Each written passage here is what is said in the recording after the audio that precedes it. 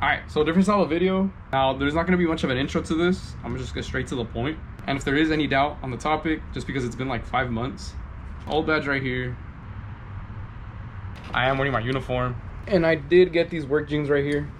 So depending on how long I do talk for, or how much of a story I do decide to tell, this might be cut up into 2, maybe even 3 parts. So to start the story, we need to backtrack all the way to April, 14th? Because that's where my story started. So on the night of April 14th, like around 11 p.m. Pacific Standard Time, I got multiple notifications through my work accounts. I got messages from my Inside Tesla, my Authenticator, my Teams, and my Vehicle Ops. And all of them had the same notification of I had been signed out. And it's really common for Tesla apps to have IT issues, so I didn't think much of it. So instinctively, I did go into my Authenticator app and tried logging back in. And that's when I found out I couldn't anymore. So at this point in that process, go through IT or reset it Authenticator directly.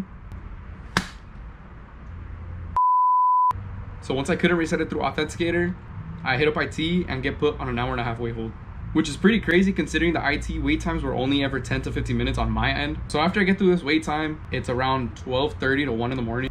So I basically just get told that this is a manager issue at this point, or that I would need a manager to reactivate my account. And in that moment, nothing really clicked through my head other than I guess I got fired, which was the simplest answer I can give myself, but I had not done anything to, I guess, provoke that.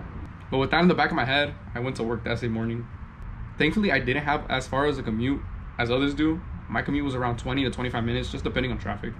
And that day I showed up a little bit earlier than usual just because of the situation that was going down. And so I get to work with my physical badge, try to open the door, and the scanner beeps red. I just waited for one of my coworkers to open the doors, and I just pretended that I had forgotten my badge. It was once I got into the building where reality set in, because one of my coworkers had come up to me saying if I had gotten the email about layoffs. And I, for some reason, never thought to check my personal email account in which where I would have received the layoff message.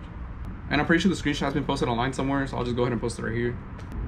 And so once my coworker told me about the message, I myself look at my accounts, and I come to find that I have the same email. I almost didn't want to accept it up until the coworker that I started with, we had the same start date. He also came up to me and saying if I was locked out of my accounts. And again, that day we had shown up, or at least I had shown up a little bit earlier, as well as a few other people. We had showed up around 10 to 15 minutes before we were supposed to clock in just to get some answers. There was no managers on site to get answers. Nobody knew what was going down. It was just a game of finding out who got the email and who didn't get the email. And without a lot of backstory, the Tesla I would work at was increasing in production, increasing the amount of cars we take in, as well as the amount of new hires we were getting a week. So there was no reason to believe that we would have layoffs, especially with almost no notice at all. So at this point, the reality had sunken in that I got laid off. I had only been employed for 7 months, so I didn't have a lot of time spent there, but I loved the job, honestly. But once the majority of the people started clocking in, a few of the managers, and again, without a lot of backstory, there was managers I would report to, and then there was a higher up managers that would be in charge of the shop. So after like 30 minutes, the manager I report to showed up and also told me he had got laid off. So at that point, I had no response, I had no answers, no idea what was going on. So with the little to none information about what was going on, what had happened, I went ahead, got my backpack, picked up some of my tools, and just walked away. The drive home was pretty quiet. It was one of those rides where the music's down, windows up, just silent. So when I got home, I was basically in the denial stage of everything.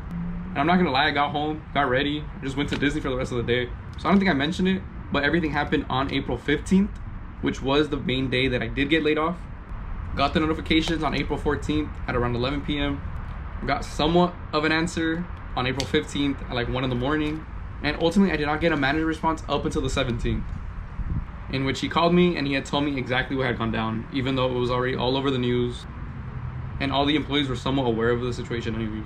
I'm gonna make a part 2 about what I would do for work and how I came across the job, and maybe even where my life is at now. And if anyone is interested, leave a comment down below. So with that said, that's gonna conclude part 1. Please, if possible, do like, comment, and subscribe. But I do appreciate everyone for tuning in, and I'll catch you on part 2.